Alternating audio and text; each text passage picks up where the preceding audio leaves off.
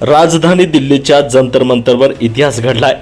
देशभरातून जमा झालेल्या विद्यार्थ्यांनी आंदोलनाचं अनोखं हत्यार उपसत लाठ्या काट्या खाऊन सरकारच्या कानसिलात मारून शिक्षण मंत्री धर्मेंद्र प्रधान यांचा राजीनामा खेचून घेतलाय। विद्यार्थ्यांच्या आंदोलनामुळे सरकारला नतमस्तक होण्यास भाग पाडणाऱ्या विद्यार्थ्यांनी शिक्षण मंत्री धर्मेंद्र प्रधान यांच्या राजीनाम्यानंतर दिल्ली ते गल्लीपर्यंत जल्लोष केलाय। या अभूतपूर्व क्रांतीनंतर विद्यार्थ्यांना काय वाटतंय याचाच आढावा घेतलाय आमचे प्रतिनिधी नितीन बनसोडे यांनी। दिल्लीच्या जंतर मंतरवर विद्यार्थ्यांनी क्रांती केली आणि आज त्या क्रांतीचं फळ जे आहे ते विद्यार्थ्यांना मिळालंय। थेट देशाच्या शिक्षण मंत्र्यांनी राजीनामा देत या विद्यार्थ्यांचं कौतुक देखील केलंय। यासोबतच लातूर जिल्ह्यासह वेगवेगळ्या भागामध्ये, वेगवेगळ्या जिल्ह्यामध्ये, वेगवेगळ्या राज्यामध्ये आणि वेगवेगळ्या क्षेत्रामध्ये असणारे लोक देखील या आंदोलनात सहभागी झाले होते। लातूरमधून जर पाहायला गेलं तर या तरुणांनी एक आंदोलन छेडलं होतं शिक्षण मंत्र्यांच्या विरोधात आणि आज त्यांना राजीनामा मिळाल्यानंतर काय त्यांच्या भावना आहेत, काय प्रतिक्रिया आहेत ते आपण जाणून घेणार आहोत। मला सांगा, आपण आज लातूरमध्ये आंदोलन छेडलं होतं, आपण दिल्लीकडे पण आंदोलनात सहभागी होण्यासाठी निघाला होता। आज धर्मेंद्र प्रधान यांचा राजीनामा मिळाला, काय सांगाल, काय भावना व्यक्त होते? खरं तर हा लोकशाहीचा विजय आहे आणि लोकशाहीमध्ये तरुणांचा विजय म्हणून आम्ही याकडे पाहतो। तुम्हाला आठवत असेल की राजनाथ सिंग यांनी मोठ्या आत्मविश्वासानं पाठीमागं माध्यमांसमोर बोललं होतं की हा जो काळ आहे तो UPA सरकारचा नाही, हा NDA सरकारचा आहे। भाजपच्या काळामध्ये मंत्र्यांचे राजीनामे होत नाहीत, अशा प्रकारचा एक फाजील आणि हुकुमशाही आत्मविश्वास या ठिकाणी भाजपच्या सगळ्या मंत्र्यांना आला होता। मात्र कॉकरोच पार्टी असेल, CJP, त्याचबरोबर कॉकरोच पार्टीच्या आंदोलनाला समर्थन देणारे सर्व लहान थोर विद्यार्थी, युवक या सगळ्यांच्या पाठिंब्यामुळे आणि एक प्रखर अशा स्वरूपाच्या संतोषामुळं हा राजीनामा दिला गेलेला आहे। त्यामुळं मी या राजीनाम्याला लोकशाहीचा विजय आणि युवकांचा विजय म्हणतो। निश्चित स्वरूपात जर पाहायला गेलं तर सोनम वांगचुक सारख्या देशव्यापी आणि जगव्यापी माणसाला ज्या पद्धतीने उचलण्यात आला आणि ज्या पद्धतीने विद्यार्थ्यांवरती लाठीचार्ज करण्यात आला, त्यानंतर एक संतापाची लाट विद्यार्थ्यांमध्ये उसळली होती। आता त्यावेळी काय भावना होती, आता काय भावना? निश्चितपणे सर, पाहायला जर गेलं तर ज्या पद्धतीनं त्यांना त्या पांढऱ्या शीट्समध्ये गुंडाळून नेलेलं होतं, तो एक मेसेज होता की त्यांची कुठेतरी हुकुमशाहीला ते म्हणजे समर्थन देत आहेत। बरोबर आहे, कारण जो व्यक्ती 20 दिवस उपोषण करतोय, अन्न नाहीये त्याच्या पोटामध्ये, त्याचं जवळपास 9 kg इतकं वेट त्याचं लॉस झालेलं होतं, अशा माणसाला जर तुम्ही ओढत नेत असाल एखाद्या पांढऱ्या शीटमध्ये, तर आमची तीव्र भावना आणि खऱ्या अर्थानं त्याच्यानंतर तर हे आमचं जे आंदोलन आहे आम्ही करत आलेलो होतो पहिलं पण त्याच्यानंतर अजून प्रभावीपणे हे आमच्या मध्ये पण पेटलं होतं आणि त्याचाच निषेध म्हणून आम्ही नंतर ज्या दिवशी एज्युकेशन मिनिस्टर यांनी राजीनामा दिला त्याच्या जस्ट पहिल्या दिवशी आम्ही या ठिकाणी युवकांनी, सर्व लातूर मधील युवकांनी या ठिकाणी आंदोलन घडून आणलं आणि हा जो आक्रोश आहे संपूर्ण देशभरातून झालेला, हा निश्चितपणे सरकारला समजलं आणि त्यांना हेही लक्षात आलं कदाचित की आता आपली हुकुमशाही या ठिकाणी चालणार नाहीये आणि म्हणून त्यांनी राजीनामा दिला असावा, असं माझं मत आहे। स्वरूपात पाहायला गेलं तर लातूरमध्ये जर आंदोलन पेटवण्यात या विद्यार्थ्यांनी यश मिळवलं, वेगवेगळ्या ठिकाणी या विद्यार्थ्यांनी आंदोलनं केली। मात्र याच लातूरमधला एक तरुण आहे ज्याने एक रॅप सॉन्ग बनवलं होतं आणि ते रॅप सॉन्ग प्रचंड मोठ्या प्रमाणात व्हायरल झालं। कैसी हे सरकार आहे हे रॅप सॉन्ग होतं त्याचं। मला सांगा, हा जो संताप आहे, हा जो सगळा प्रकार आहे तो तुम्ही सॉन्गमधून युवकांना संदेश दिला, कशा पद्धतीचं हे सॉन्ग बनवण्यासाठी तुम्हाला कसं पाठबळ मिळाला आणि कसं आपण हे सॉन्ग तयार करून एक संताप व्यक्त केला? देखिए, मैं एक तो ये पहले क्लैरिफाई करना चाहता हूँ कि वो गाना हमारा नहीं है। काशिफ करके एक पोएट है जो CJP के प्रोटेस्ट में जंतर मंतर पे परफॉर्म कर रहे थे, आयसा के कार्यकर्ता हैं, ऑल इंडिया स्टूडेंट्स एसोसिएशन के, उन्होंने वो गाना लिखा था। हम लोगों ने वो गाना यहाँ पे परफॉर्म किया है, उसमें माइनर चेंजेस के साथ।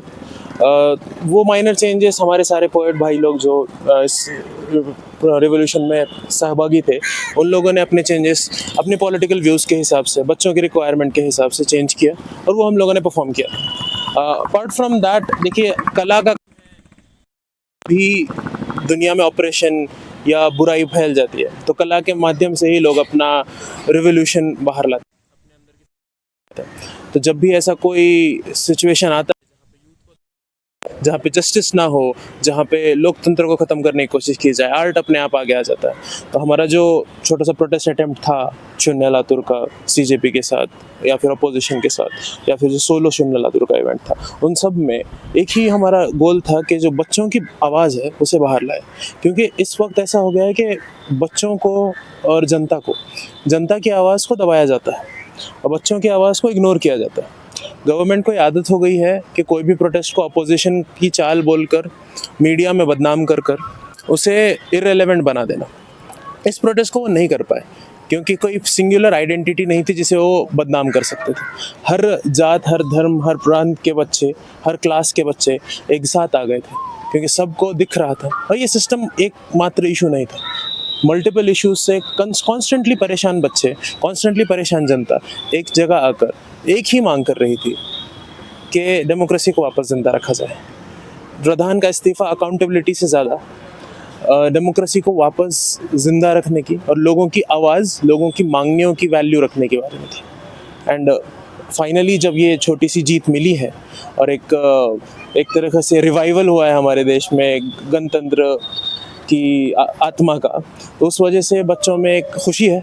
हम लोगों को भी इस बात की खुशी है कि एटलीस्ट लोग एक साथ आ गए हैं। अपने अपने जो पॉलिटिकल डिफरेंसेस पेरे गए थे हम में कि धर्म को लेकर या जात को लेकर, उन सब से आगे बढ़ के लोग एकजुट हुए हैं और उन्हें समझ आया है कि गणतंत्र में लोगों की आवाज़ के बिना गणतंत्र एग्जिस्ट नहीं करता है और हमारी आवाज़ की वैल्यू क्या है।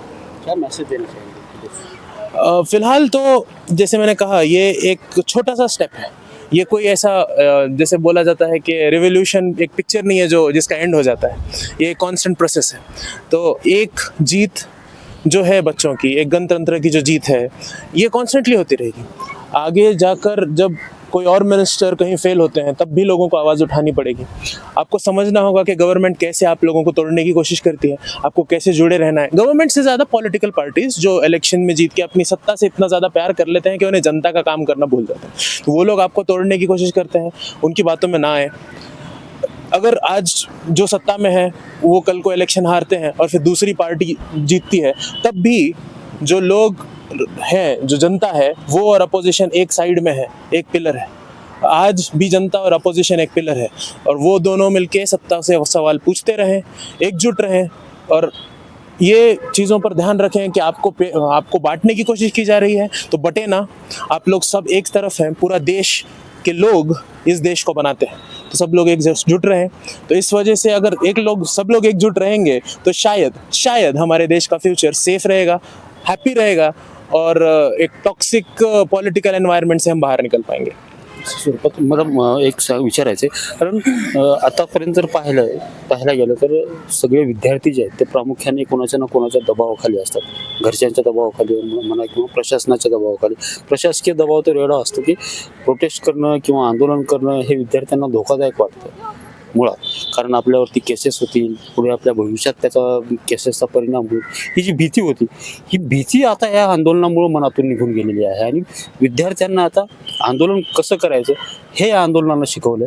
तर यापुढे विद्यार्थ्यांची एकजूट राखण्यासाठी विद्यार्थी काय करणार? मुळात तुम्ही प्रश्न जो विचारलाय तो खूप महत्त्वाचा आहे आणि तुलनात्मक दृष्ट्या जर आपण त्याच्याकडे बघितलं तर मुलं आंदोलनामध्ये यायला भीतात हे खरं आहे।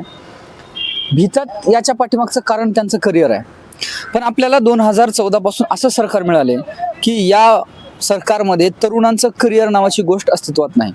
समजा मुलांनी ग्रॅज्युएशन केलेलं आहे, पोस्ट ग्रॅज्युएशन केलेलं आहे, बेरोजगारी इतकी आहे की त्यांच्यावर केसेस जरी नाही झाल्या तरी त्यांना रोजगार मिळणार नाही। त्याच्यामुळं मुळात हताश झालेला आणि त्याच्या पुढे जाऊन फ्रस्ट्रेट झालेला हा युवा होता आणि मला असं वाटतं की आता हा पायंडा पडलेला आहे। केसेस होतील होऊ द्या, मुलांनी लाठ्या काट्या काढल्या, FIR तर झालेलाच आहे त्यांच्यावर, पण आपण पाहिलेलं आहे समाज माध्यमांवर हजारो रील्स त्या ठिकाणी आले आहेत की डोकं फुटलेलं आहे मुलांचं, हात तुटले आहेत, तरीही मुलांनी यावेळेस माघार घेतली नाही। एकंदर सांगायचा मुद्दा म्हणजे आता आंदोलनामध्ये खरं तर ही जेनजीची पिढी आहे, जेनजीच्या पिढीला आंदोलनं कसं करावं किंवा त्या ठिकाणी आंदोलन हा आपल्या न्याय मागणीचा पाठीमागचा एक हक्क असतो, न्याय मागण्या मान्य करून घेण्यासाठीचा, या गोष्टीचा सराव नव्हता किंवा या गोष्टी माहीत नव्हत्या। मात्र हे नक्की आहे की कॉक्रोच जनता पार्टीच्या या आंदोलनामुळे जेनजी सुद्धा आता आंदोलन कसं करायचं आणि मंत्र्यांना अकाउंटेबल कसं ठरवायचं, सरकारचं उत्तरदायित्व कसं निश्चित करायचं हे आता जेनजी सुद्धा त्यांनी ठरवलेलं आहे, ते शिकून घेतलं आहे त्यांनी आता। मला सांगा, या आंदोलनामध्ये विद्यार्थ्यांना लाठीमार करण्यात आला, लाठीचार्ज करण्यात आला, डोकी फोडण्यात आली, पण आता प्रधानांच्या राजीनाम्याच्या नंतर आता ज्या ज्या केसेस विद्यार्थ्यावरती झालेल्या आहेत ते प्रामुख्याने मागे घेण्याची मागणी होती आणि त्या मागणीला दुजोरा सुद्धा मंत्र्यांनी आणि इतर राजकीय पक्षांनी दिलेला आहे. तर कशा पद्धतीचे हे गुन्हे दाखल करण्यात आले होते, काय म्हणून दाखल करण्यात आले होते आणि त्याला काय म्हणून माघार घेत आहे? पाहू शकता की आपण एक प्रकार हे वॉर सारखंच वातावरण या ठिकाणी कुठेतरी या दिल्ली पोलिसनं निर्माण केलं होतं.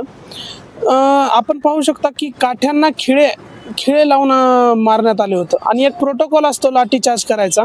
ठीक आहे बाबा, विद्यार्थी आहेत आणि विद्यार्थी म्हणजे दोन्ही पण असतं, वैचारिकदृष्ट्या पण मजबूत असतात आणि त्यांचं जे रक्त आहे ते सळसळतं असतं आणि हे जे प्रतिकात्मक स्वरूपामध्ये विद्यार्थ्यांनी उत्तर दिलेलं आहे पोलिसांना, केव्हा दिलेला आहे हा पण प्रश्न तितकाच महत्त्वाचा आहे. तर ज्यावेळेस तुम्ही विद्यार्थ्यांना, जे आपल्या भारत देशाचं भविष्य आहे, त्यांना जर तुम्ही काट्यांना खिळे लावून मारत असाल तर हे कितपत योग्य आहे. आणि परत प्रोटोकॉल असा असतो लाठीचार्ज करायचा की ते पाय आपल्या गुडघ्याच्या खाली मारत असतात, पण त्यांनी अक्षरशः डोके फोडलेले आहेत विद्यार्थ्यांचे आणि म्हणून कदाचित विद्यार्थी संतापले आणि त्यांनी प्रत्युत्तरात्मक असं त्यांच्यावरती हल्ला केलेला असावा.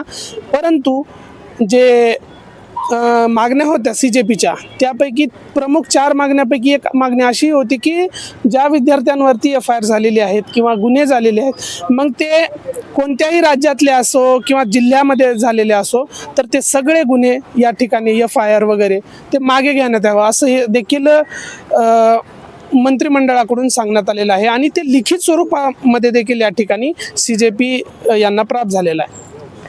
जर पाहायला गेलं तर अशा पद्धतीनं दिल्लीच्या जंतर मंतरवर एक क्रांती घडलेली आहे. विजय उत्सव जे आहेत ते देशातले सगळे युवा तरुण असतील, विद्यार्थी असतील, त्यांचे पालक असतील, हे सगळे तरुण जे आहेत ते सध्या जल्लोष करतायत. यापुढं आता सरकारनं हे शिकावं की विद्यार्थ्यांना कोणीही डवचू नये, अन्यथा जंतर मंतरवर झालेलं आंदोलन त्यांनी आठवावं. कॅमेरामन सुनील गवळीसह नितीन बनसोडे, एकमत डिजिटल, लातूर.